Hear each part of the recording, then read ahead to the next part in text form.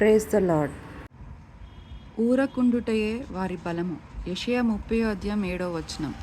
దేవుని నిజంగా తెలుసుకోవడానికి అంతరంగంలో నిశ్చలంగా ఉండడం అత్యవసరం. నేను దీన్ని మొదటిసారి నేర్చుకున్న సందర్భం నాకు గుర్తుంది. ఆ కాలంలో నా జీవితంలో అతి దుర్భరమైన పరిస్థితి తలెత్తింది. నాలోని అణువణువు ఆందోళనతో కంపించసాగింది. అత్యవసరంగా శక్తి సామర్థ్యాలన్నీ వెచ్చింది. ఏదో ఒకటి చేయవలసిన పరిస్థితిలో కనీసం కాలు కదపడానికి కూడా శక్తి లేనట్టుగా అయిపోయింది.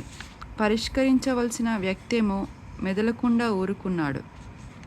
ఇక నాలో రేగే బడబగ్నికి నేను బాహుతి అయిపోతానేమో అన్నంత ప్రమాదం రాగా నా ఆత్మలోతుల్లో ఒక మెల్లని స్వరం ఇలా పలికింది, నేనే దేవుడినని తెలుసుకొని ఊరికెనే ఉండు.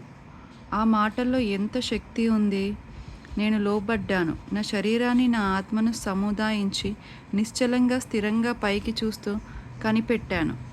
అప్పుడు నాకు అర్థమైంది, అంతా అత్యవసర పరిస్థితిలో, నా నిస్సహాయతలో దాన్ని ఎదుర్కోవడానికి వచ్చినది నా దేవుడే అని ఆయనలో సేదదీరాను. ఎన్ని భాగ్యాలనైనా ఆ అనుభవం కోసం వదిలేయడానికి నేను సిద్ధమే. ఆ నిశ్చలతలో నుండి అత్యవసర స్థితిని కడతేర్చేందుకు ఓ వింత శక్తి పుట్టుకొచ్చింది. అదంతా విజయవంతంగా పరిష్కారమైంది. నా బలం ఊరికెనే ఉండడంలోనే ఉందని నేర్చుకున్నాను. ఇలా నిశ్చలంగా ఉండడము సోమరితనం ఒకటి కాదు. ఇది దేవుని పైగల నమ్మకంలో నుంచి పుట్టిన నిశ్చలత. నిశ్శబ్దంగా ఆందోళన చెందడం నమ్మకం కిందికి రాదు. అది కేవలం మూత బిగించిన ఆందోళనే.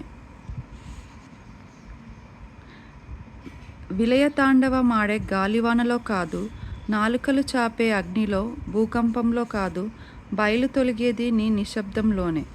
చల్లని మెల్లని స్వరం వినవచ్చేది మౌనంలోనే. దేవుని కొండపై ఓ హృదయమా, మౌనంగా ఉండుమా.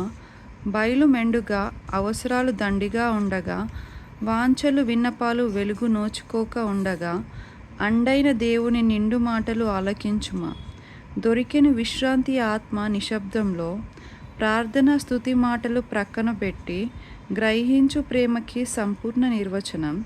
దేవుని చెప్పు చేతలో నీ ఆత్మని పెట్టి బహుమతి కోసం పాటుపడే ఆటగాడిలా కాక, చిత్తశక్తితో స్వర్గంలోకి చొచ్చుకు వెళ్ళక, పసివానిలా తండ్రి ఒడిలో పవలించు. ఊరకుండడంలోని ఉత్తమత్వం పరికించు.